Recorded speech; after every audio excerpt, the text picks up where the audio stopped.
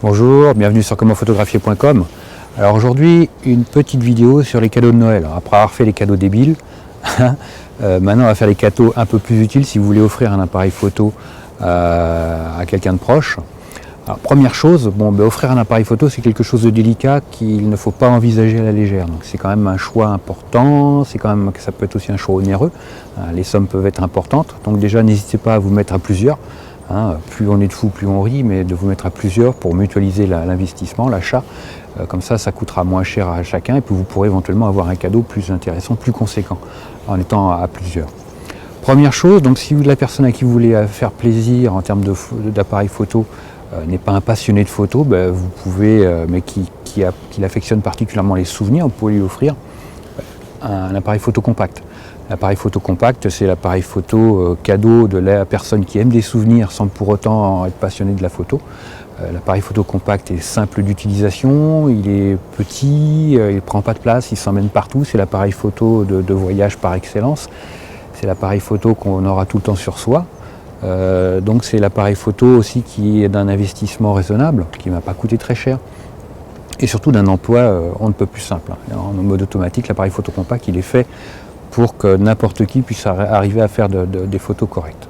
Donc je dirais première chose, voilà, si la personne à qui vous voulez offrir un appareil photo n'est pas un passionné, qui s'intéresse qu'aux souvenirs, qu'aux images sans savoir pourquoi, comment, l'appareil photo compact sera l'idéal. Ensuite, on va avoir l'appareil photo, le bridge. Alors le bridge, comme son nom l'indique, c'est le pont en anglais, ça va être la passerelle entre le compact et le réflexe. Donc si la personne à qui vous voulez faire plaisir à un appareil photo compact, mais qui parle en permanence de vouloir évoluer, de vouloir progresser, de vouloir s'intéresser à la photo, le bridge peut être l'appareil photo qu'il serait intéressant de lui offrir. Parce que ça va lui faire plaisir, elle va passer dans une gamme supérieure et ça lui permettra aussi de se frotter à la technique et puis de savoir si elle est réellement, s'il c'est réellement valable dans le futur de passer après au stade supérieur. Ça sera le réflexe. Et puis le bridge, il a un super zoom, il est un petit peu plus compact qu'un réflexe, il a toutes les fonctionnalités qu'on peut vouloir en termes de technique si on veut déjà commencer à bricoler techniquement vitesse diaphragme, sensibilité ISO. Il est équipé de toute façon pour pouvoir commencer à se faire plaisir techniquement si on veut avoir un peu de maîtrise sur ses images. Après on aura l'hybride. Alors l'hybride déjà ça sera un peu plus onéreux en termes d'investissement. Donc là on est déjà dans un domaine où la personne va s'intéresser, parce que l'investissement sera conséquent, va s'intéresser à la photo. Je dirais l'hybride comme le réflexe, on va avoir affaire à des personnes qui sont vraiment des passionnés de photo. Donc là justement quand on a affaire à des passionnés de photo, il faut se méfier, il faut faire attention parce que ces personnes-là aiment la photo, donc ont peut-être déjà des affinités de marque, de type d'appareil. Donc c'est là où il faut être plus dans l'enquête pour savoir concrètement de quoi ils ont besoin, de quoi ils ont envie. Parce que quand on a affaire à quelqu'un de passionné, on peut très vite se planter.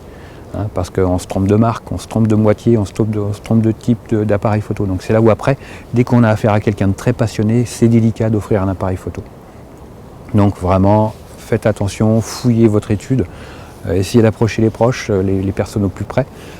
Qui côtoie au plus près celui ou celle à qui vous voulez faire plaisir.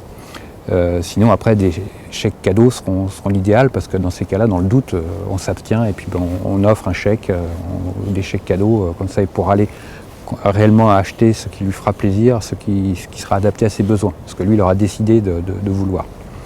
Après, je dirais, si ce n'est pas un appareil photo, vous pouvez offrir toujours un appareil photo, mais pas un appareil photo numérique, parce qu'en ce moment, il y a une grosse mode du retour de tout ce qui est l'homo, les appareils photo qui font de l'argentique, retour de la pellicule.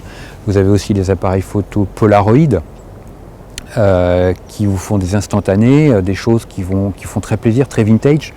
Vous pouvez aussi faire plaisir en offrant tout ce qui est GoPro, ça fait des photos et des vidéos. Tout ce qui est caméra de sport, tous ces outils qui peuvent être du matériel utile pour un photographe passionné, pour se filmer, pour faire des petites photos, pour avoir ça dans la poche en permanence. On voit beaucoup de gens pour se mettre au bout de la perche à selfie. Donc il y a toute possibilité en termes de matériel pour faire plaisir à ceux que vous aimez. Merci à tous.